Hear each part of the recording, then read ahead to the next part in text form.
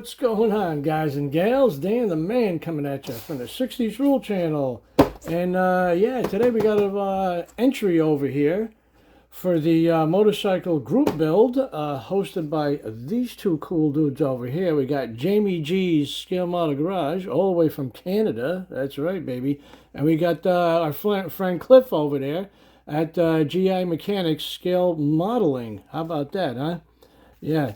And I want to thank both of those guys for hosting this because this is my first time entering the build. I only built one other motorcycle, and I said, I got to get in on this year no matter what. So this is what I'm going to build over here.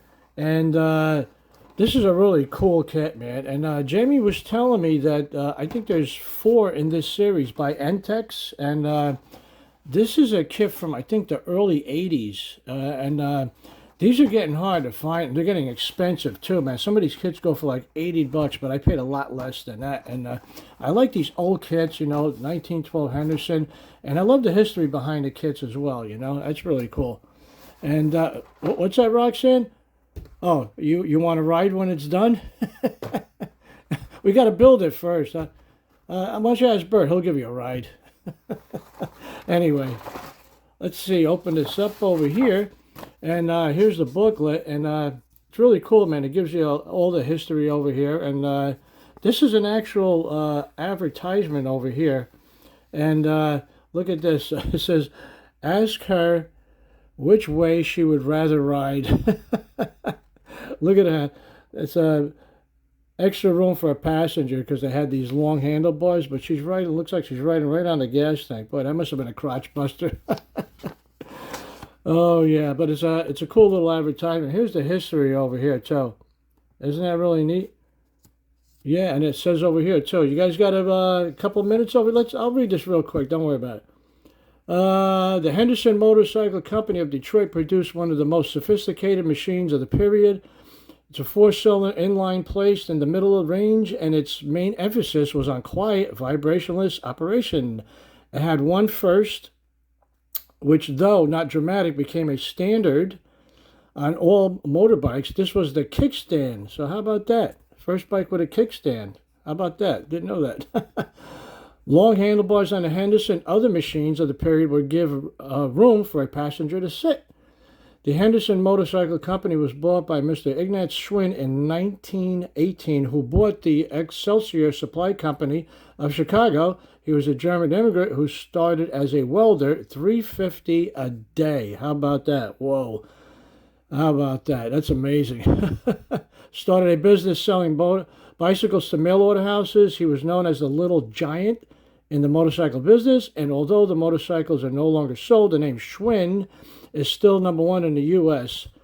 Henderson here had the A4 in 1912 had a wheelbase of 66 inches, overall length 96 inches, and used 28-inch by 2 3/8-inch tires, and it had a 4-cylinder, 7 horsepower, 58.9 cubic inch engine. So how about that?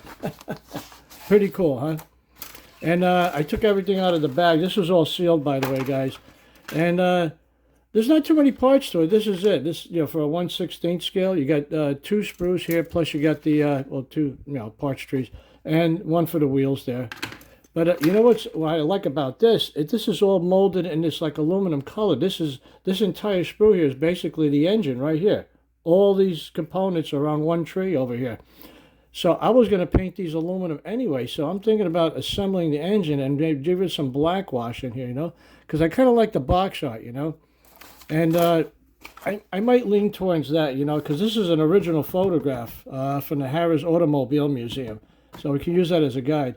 And, Cliff and Jamie told me, as long as I put a livery on it and a number, it could be a race bike. So that's what we're going to do there. So, yeah, this is really cool, man. And the parts are really nice. I mean, look at that. Here's the cylinders right over here. Look at that. There's like no flash. Very nice. A very crisp mold over there, you know. Very, very nice. And here's the other pieces over here. Here's a frame.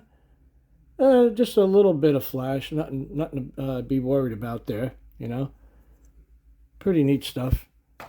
And here's the wheels over here. We got 2 halves. Comes with these nice rubber tires right here. Nice tread. Look at the tread, guys. Pretty nice tread on those tires. And these, I don't think we're going to use these because it looks like there was some water damage on the top of the box. This was probably kept in a damp basement or something. You can see they're all yellowed and everything. Even with a clear cut, I don't think these are salvageable. So, but anyway, I'm going to put my own livery on it and numbers.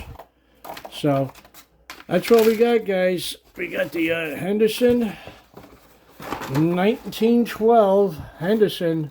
This is going to be really cool. Like I said, I haven't built one in a while, so this is going to be a real experience, man. Right? And I want to thank, again, these two guys for hosting it, man. Great idea, man. I love it. All right, guys and gals, that's all I got for you today. Remember, ain't nothing to it but to do it. Guys, take care, be safe, and keep on building.